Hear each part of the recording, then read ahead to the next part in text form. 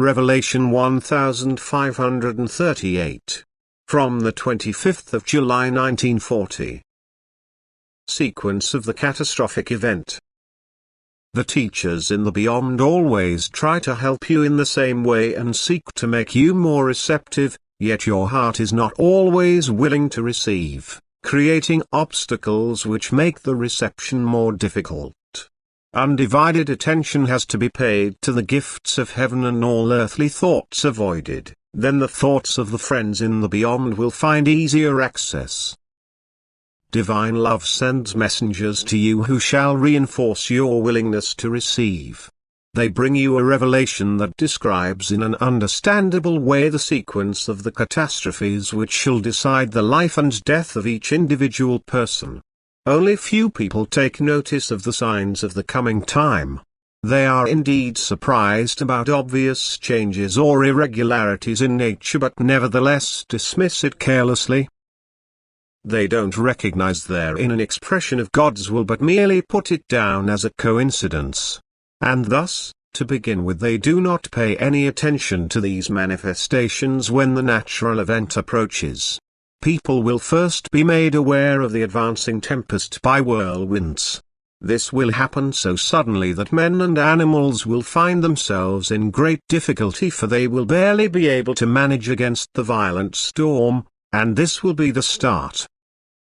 Every now and then violent earth tremors will be felt and the sky will grow dark. A thunderous roar will be heard which will be so dreadful that it sends people and animals alike into panic so that they try to save themselves by escaping. Yet the darkness will stop them, and as their distress becomes intense, the roaring grows ever louder, and the earthly tremors ever more violent. The earth will open up and huge masses of water will break through from within the earth. And as far as the eye can see, water and darkness and an indescribable chaos amongst people who realize their horrendous situation with utmost distress.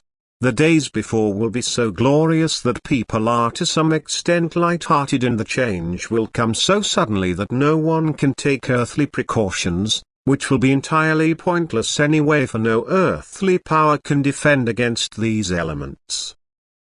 Only the devout person will feel the divine omnipotence now, and entrusts himself to his Creator.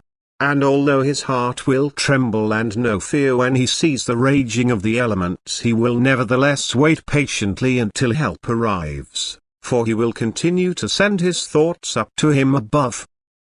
Anyone who has grasped the meaning and purpose of life knows that now the time of decision has come for every individual person.